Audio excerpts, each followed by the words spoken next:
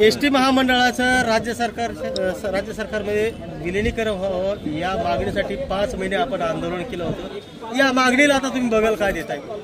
या मागणीला बगल कुणीही दिलेली नाही, परंतु कामगारांच्या मनामध्ये जो ज्वलंत आग पेटलेली आहे ती आग अजूनही कायम आहे आणि आणखीनही प्रशासन कामगारांच्या मनावी तेवढी पगारवाढ दिलेली नसल्या कारणाने आज पूर्ण एसटी प्रशासन म्हणजे पूर्ण कर्मचारी आज 100% या आंदोलनामध्ये सहभागी झालेला आहे आणि त्या आपण विचारलेल्या प्रश्नाला बगल कोणतीही दिलेली नाही।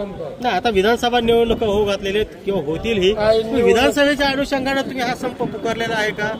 राज्य सरकारला प्रवाशांना वेठीस धरण्यासाठी हा संप पुकारलाय का? हा संप कुठल्याही किंवा आंदोलन कुठल्याही वेठीस धरण्यासाठी नाही, कामगाराच्या एक पोटतिडकीचा प्रश्न म्हणून सर्व कामगार एक स्वयंपूर्तीने या कृती समितीच्या निमित्तानं एकत्रित येऊन त्यांच्या मागणीसाठी फक्त आपली प्रमुख मागणी एकच घेऊन राज्य शासनाप्रमाणे वेतन मिळावे ही प्रमुख मागणी घेऊन हे उतरलेले आहे। काय अपेक्षित आहे आपल्याला शासनाकडून? फक्त कर्मचाऱ्यांना एवढेच अपेक्षित आहे की राज्य शासना एवढे वेतन हे या एसटी कर्मचाऱ्यांना मिळावे एवढी एकच प्रमुख मागणी आणि एक कामगाराच्या मनातील गाऱ्हाण आहे। नाव सांगा। अजय कुमार अवधुते, विकास सचिव, कामगार संघटना, धाराशिव।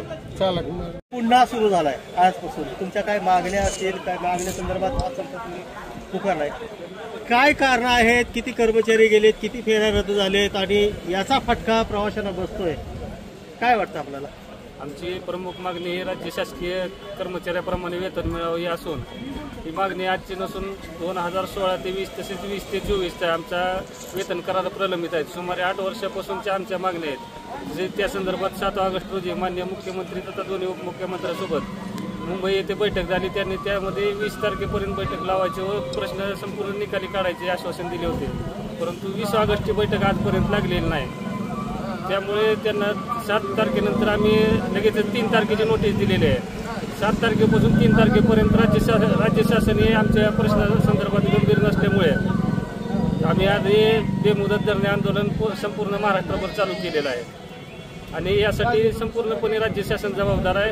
राज्य शासनाला या प्रश्नाविषयी संपूर्णपणे माहिती आहे। एक अचानक केलेला संप नाही, सुमारे 4 महिन्यापासून ही प्रक्रिया चालू आहे। राज्य शासन गंभीर नसल्यामुळे आधी वेळ आलेली आहे। जिल्ह्यातील किती कर्मचारी संपावर गेलेत? किती नुकसान झालं आहे? जिल्ह्यातील जवळपास 90 ते 95% कर्मचारी संपात सहभागी आहेत। महामंडळाचं नुकसान होतंय, यासाठी राज्य शासन 100% जबाबदार आहे। प्रवाशांची गैरसोय होते, शासनाने दखल घेतली असती तर गैरसोय झाली नसती। शासनाला 8 वर्षापासून आम्ही संयम बाळगून या प्रश्नावर वारंवार निवेदन दिलेले आहेत, आंदोलन केलेले आहेत, उपोषण केलेले आहेत, अचानक केलेलं नाही आणि सुद्धा 2-3 महिन्यापासून प्रक्रिया चालू आहे चर्चेची। नाही, महाविकास आघाडीच्या सरकारच्या काळामध्ये आपण संपावर गेले तर जवळपास 5 महिने संप होता। महामंडळाचं विलिनीकरण राज्य सरकारमध्ये करावे ही मागणी आता आहे का? सध्या ती मागणी नाही, राज्य शासकीय कर्मचाऱ्याप्रमाणे वेतन मिळावं ही मागणी आहे। 1995 पूर्वी एसटी महामंडळातील कर्मचाऱ्याचे वेतन हे राज्य शासनापेक्षा जास्त होते, त्यामुळे किमान शासकीय कर्मचारी एवढे वेतन मिळावे आमची प्रमुख मागणी। नाव सांगा। राजेश काशीद, विभागीय कार्याध्यक्ष, महाराष्ट्र एसटी कामगार संघटना।